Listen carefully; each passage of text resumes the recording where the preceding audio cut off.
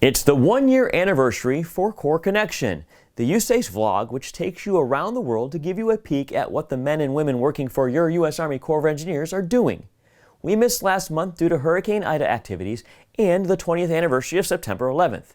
But we're back this month and ready to guide you through the projects and programs of the U.S. Army Corps of Engineers, because this is Core Connection.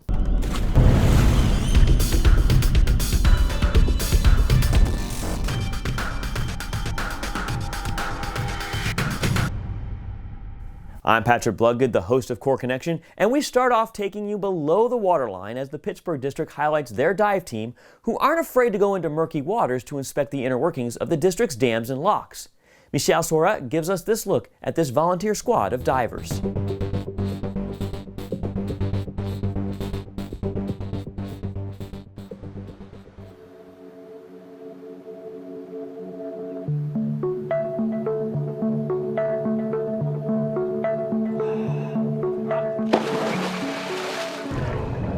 The feeling that you get the first time you take that first breath underwater is just amazing. And then you know it's for you or you know it's not for you. The stuff that we do is dark, muddy, cold areas. Sometimes we get in the water and it's just nasty. Like today was pretty bad. It was you see like oil or whatever chemical from this chemical plant upstream is floating in the water. Like the garbage you find, the stuff you see floating in the river. I mean, almost to a point you got to put it out of your head. It's just like you got to execute your mission. That's all there is to that. You can't be a fair weather diver, as we call them, in the Pittsburgh District. You dive all year long. It might be snowing and 36 degrees outside, and we're splashing in the water to make sure industry can get through the chambers and our customers can not be held up, at least amount of restriction to them as possible. Whenever they call, I know they need me. If somebody has a question about anything happening underwater, that's my realm, right? I'm not going to expect you to understand what's happening under there, or where that boil's coming from, or why is that gate leaking, or why is that valve not closing. That's our realm. You show up to the facility where they don't know what to do. They don't know what the next step is. And we're stepping on ground saying, hey, don't worry, we got this. We got the ball now. It's a specialty job. The members that make up the dive program, they're the mechanics, they're the lock operators and shift leaders. They have that instant knowledge of what's going on. So when you look at a map, all of us just came from all over the place to be at this one facility to say, hey, we got to fix this. This needs done now. And yeah, I mean, no matter what any of these guys would tell you, they do it because it's for the challenge of it, more than anything. There's nothing like it. There's nothing like showing up to a facility, X is going on, and by the time you leave, it's fixed.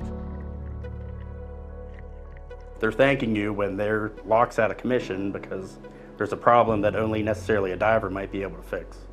We could be anywhere within the district and react within 4 hours diving to fix that problem. You'll never get a contractor to be able to respond within 2 hours of the problem or 4 hours of the problem and diving to fix that problem. And that's why the in-house team's needed. And usually we can have it fixed that same day and industry can just start business as usual. If we don't keep these facilities running, if you shut one facility down, that would affect the whole district. It affects the whole area.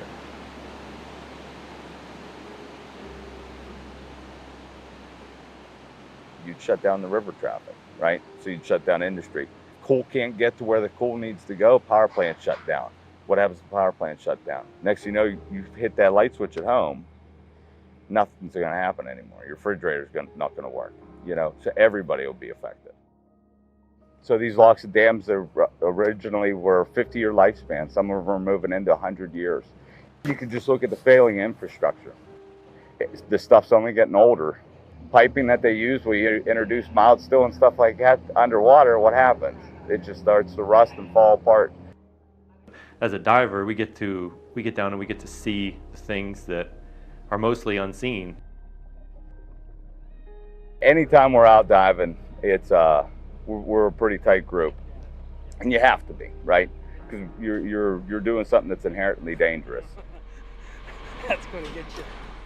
I mean, it's one thing to say when you want everybody to go home every day with all their fingers and toes, but this is actually a field where the likelihood of an accident happening that could be catastrophic is a lot higher than just coming out here and doing a normal thing. So if you do make one small mistake, it could be critical and it could be an incident that somebody might not go home that day.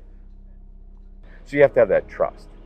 And for the 15 of us, we all trust one another. We know deep down that if something happens to me and I'm down 50 feet underwater, that my buddy's coming to get me.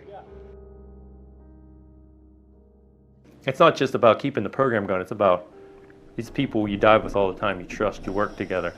You know, when I was in the military, your life almost depends on somebody. It's the same thing with diving, you know. And it means a lot to like have that group and that camaraderie like that. It's just a, you know, quote unquote brotherhood kind of a group. I know whenever I enter that water, everybody on that boat is going to make sure I'm going to come up okay. But without them, I couldn't do it. That trust goes both ways, I think. They're trusting me and my trust in them. And it just makes for a great team.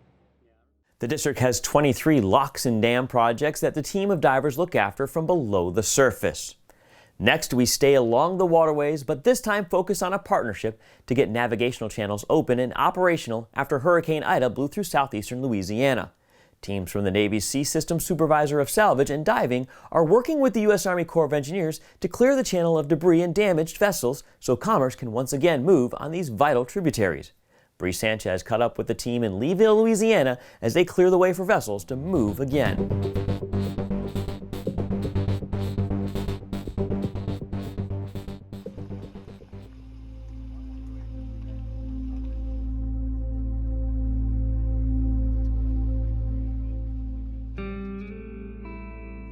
Hi, my name is Lieutenant Commander Neil Tublin with the Naval Sea Systems Supervisor of Salvage and Diving. We're here in Leeville, Louisiana on Bayou Lafourche. Clearing the channel, we've been tasked by the Army Corps of Engineers to clear the channel after Hurricane Ida for safety of navigation. We'll be working our way up the bayou and assessing and trying to recover these vessels. If possible, we will return them to the owners if they are safe and if the pier that they have is safe. If they are not, we'll be taking them down to a laydown site and disposing of them. The Bayou Lafourche is only one of several areas where Naval Sea Systems Command is going to be working, SUPSALV. We have the Mississippi and Bayou Regard as well assigned to us for clearance operations, doing our best to get this done as soon as possible for the state. If the vessels are left, they're dangerous for navigation. Other vessels won't be able to get through to fish, shrimp, all the different jobs that they have here that are pretty essential to the lifeline of this area. In addition, it would be an environmental issue as well. So pollution for wildlife, it would be pretty unsafe just to leave the vessels there. We are happy to be here to help. Obviously, the hurricane is pretty detrimental to the area, so we want to do our best to represent the Navy and take care of the people here and help them recover their vessels and their livelihood. Staying down in Louisiana and the Hurricane Ida response efforts, Bree Sanchez also had the opportunity to ride along with a USA's Prime Power soldier who is working to provide temporary emergency power to critical facilities in her hometown. Sergeant Ariel Lemoyne talks about serving the nation and giving back to her local community.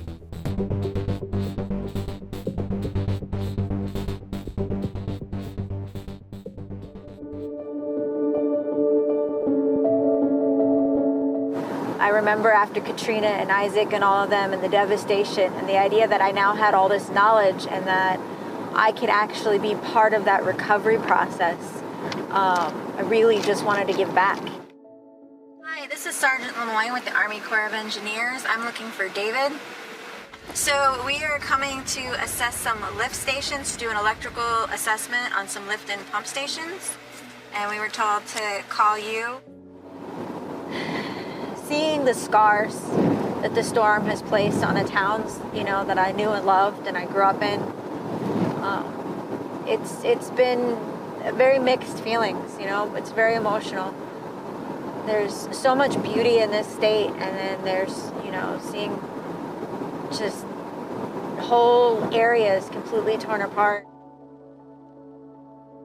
They said there were multiple locations that you guys wanted us to look at. So just grew up with a very patriotic environment where, you know, that was something you did. Later in my life, I decided I would go back to what I wanted to do in the first place, and that was serve in the military. Okay, well, we don't have any generators on us, so we're just assessing the sites to be able to give you generators. I felt like there was more out there. There were more interesting things, and Prime Power just fits. What FEMA has us do is do an electrical assessment to make sure that things don't get undersized or oversized. If they give you a generator, they have the proper size generator that they allocate to you. I've only been with my power station for a couple of months. When I heard that the first power station was going to be coming down here, I knew that I wanted to be a part of that.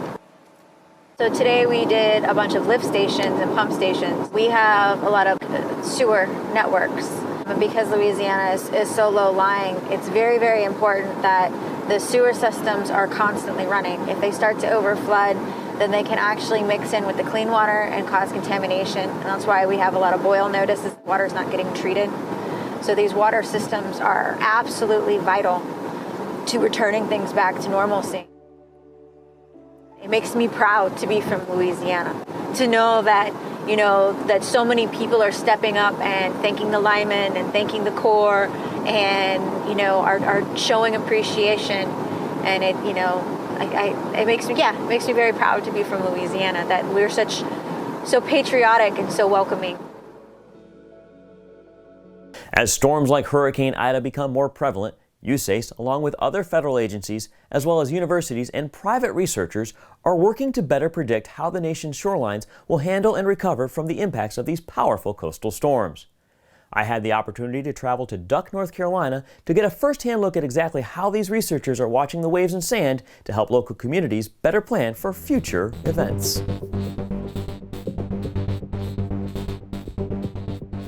As the Atlantic Ocean is churned up by the passing of Hurricane Larry, the waves that crash ashore, as well as the sand dunes just out of their reach, along North Carolina's Outer Banks, are being closely looked at by multiple entities. The beauty of this experiment and of what the U.S. Coastal Research Program is trying to do is bring together federal agencies, academic institutions, and stakeholders. The team of scientists and engineers are operating in multiple spots along the Outer Banks, working to get a clearer understanding of how storms impact shorelines. The DUNEX is really focused on understanding all of the processes occurring at the coast during extreme storms and how they interplay with each other and compound with each other to create hazards for our coastal communities. It's addressing user-inspired research, which means the stakeholders know they need to understand sediment transport. They know they need to understand why the dunes are washing over onto the highways, right?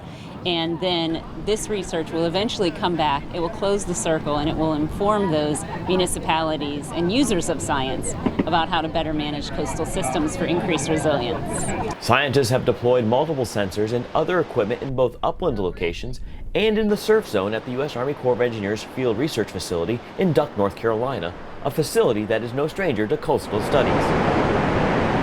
The FRF is a coastal observatory and research facility that's part of ERDIC. It's been here since 1977, and it was originally developed to help us better understand how the environment responds to coastal storms. The scientists say that thanks to previous experiments performed at the research facility, there is a good understanding of what takes place in both the surf zone and upland along the dune line. However, they admit there are gaps they are working to fill through the DUNEX research and how the two interact with one another during a storm. We have a really pretty good understanding about the hydrodynamics, right? We understand kind of how waves come in and how they change and then how they impact our beaches, but we don't know things like how storm waves affect beaches and then how after the storm the beaches recover. By having experts in different processes that impact the coast, we can bring that expertise together to have a more complete, comprehensive understanding of what the storm's going to do, how it's going to impact our coastlines. Ultimately, the researchers say the science will assist local, state, and federal entities determine how to best manage beach and shorelines as well as provide local communities with knowledge on how to best plan for storm impacts. DUNEX is going to provide some really foundational data sets during extreme storms that are going to allow us to evaluate and develop better models for predicting how our coasts respond during extreme storms. And that's going to enable us to design better beach nourishments that are more resilient to these coastal storms. It'll help us understand where we should put sand dunes, how high should we build those sand dunes, what type of vegetation should we put on the sand dune. Data collection is expected to run through the remainder of the 2021 Atlantic Ocean hurricane season and into the early part of the basin's nor'easter season. Scientists and engineers will begin pulling apart the data in the months and years to come. From Duck, North Carolina, Patrick Bloodgood. From sea level to high altitude, the U.S. Army Corps of Engineers is working on projects to better understand the world around us.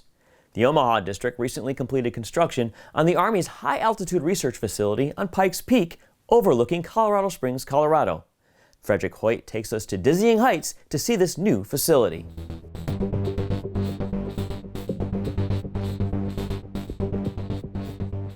At an elevation of 14,111 feet, the Department of Army's new high-altitude research laboratory at the top of Pikes Peak in Cascade, Colorado, is the highest of its kind in North America.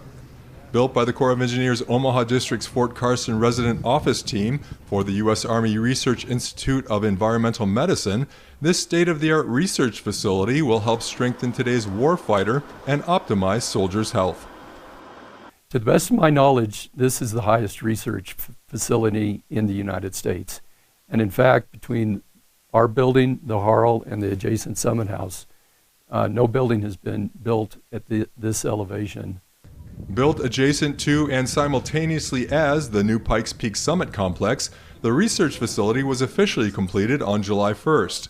This modern 3,000 square foot concrete and steel structure has a solid footing of 10 feet and can withstand winds of up to 200 miles per hour and extreme cold. In addition, the facility was designed to be self-sustaining and can accommodate 10 people for up to several weeks. We now have a good sleeping area for 10 subjects. We have a state-of-the-art lab with all of the Usarium's equipment that they need, their treadmills, all of their electrical storage, and all of the lab materials that they need are up here now. Construction began in June of 2018, and despite the challenges of elevation and rapidly changing weather conditions, the building was finished on schedule at a cost of $7.2 million. Reporting for the Corps of Engineers Omaha District, I'm Frederick Hoyt. Coming back down to some denser air, National Public Lands Day occurred on September 25th, and volunteers from the Nashville District took to Lake Cumberland to clean up trash and debris to make the public lands more enjoyable for all visitors. Lee Roberts spent the day at the lake with these dedicated volunteers.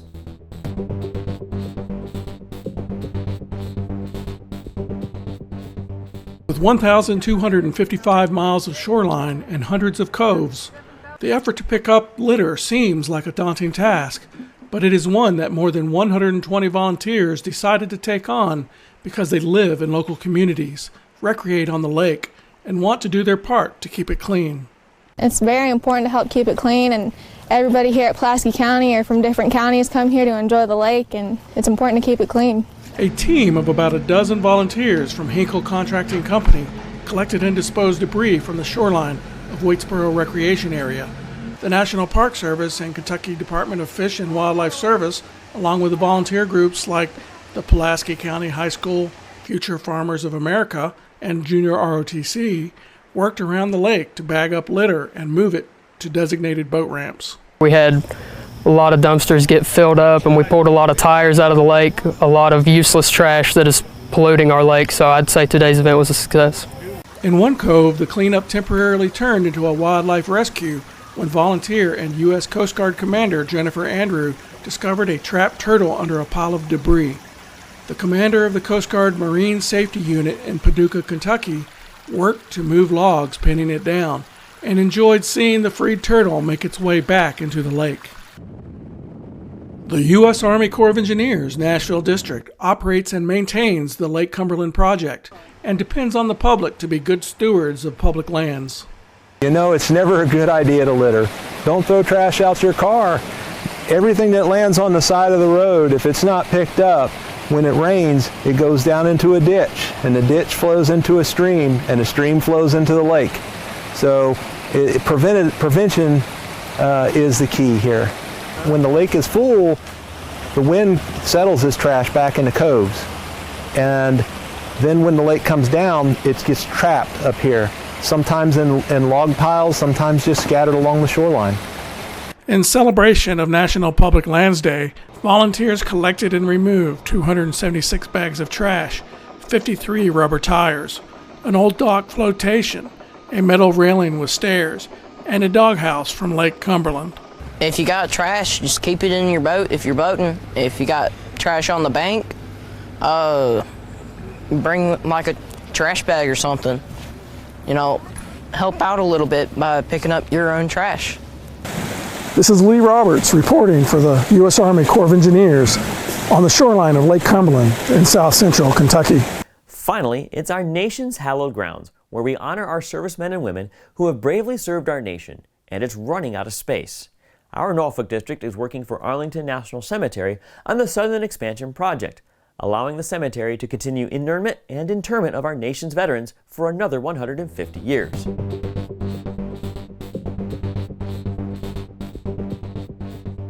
Today, we mark the official start of the construction phase of this project. The journey to achieve this milestone has been long, complex, and difficult. The groundwork for this project began last century with direction in the FY 2000 National Defense Authorization Act to transfer the Navy annex that used to stand where we are now to the Army for use in the expansion of Arlington National Cemetery. This project is really two projects in one. The first is the Defense Access Roads Project, under the direction and leadership of the Eastern Federal Lands Highway Division. The second is the Southern Expansion Project, under the direction and leadership of Arlington National Cemetery, with the U.S. Army Corps of Engineers being the design and construction agent. There is something uniquely reverent in the privilege of being involved to support the ANC Southern Expansion as the lead for the DAR project. Honoring the service and sacrifice of the military members, veterans, and their family members who are laid to rest here at Arlington National Cemetery, and those who will have the opportunity to do so in the future thanks to the Southern Expansion and DAR projects, is a noble and somber mission that we are proud to support. As we break ground today, please know that it has been and continues to be the Corps of Engineers' great pride and honor to support Arlington National Cemetery and Federal Highways Administration. Today, we make history as we transition to implement our multifaceted plan to keep an Arlington National Cemetery an active military cemetery for the next 150 years. The DAR project will realign Columbia Pike and shorten South Joyce Street, providing new utility corridors under Columbia Pike, redesign the Columbia Pike and Virginia 27 interchange, remove Southgate Road and create a new section of South Nash Street, provide a dedicated 10-foot wide bi-directional bike trail, as well as 8-foot sidewalks on both sides of Columbia Pike. The Defense Access Roads, or DAR project, and Southern Expansion projects were conceived and developed with one goal in mind: to extend the service life of Arlington National Cemetery and allow it to continue to honor our nation's veterans and families as it has for over 150 years. The Southern Expansion project will add approximately 50 acres to ANC, including 37 new acres of contiguous burial space, provide over 80,000 new interment and inurnment opportunities with the construction of new columbarium courts, in-ground cremated remains sections, and in-ground casketed remains sections. It will seamlessly integrate the Air Force Memorial with Arlington Cemetery. We look forward to the pending start of the DAR project and to the final ANC design, which incorporates the Air Force Memorial with the Southern Expansion in a manner that will seem as if it was always meant to be this way. Although every one of these items is important in its own right, they come together to fulfill the greater mission, which is to maintain Arlington National Cemetery as an active cemetery, accepting our nation's honored dead well into the future. So that wraps up our 1-year anniversary edition of Corps Connection, and we hope you found it informative. Be sure to tune in next month for another episode. And until then, I'm Patrick Bloodgood, and this has been Corps Connection.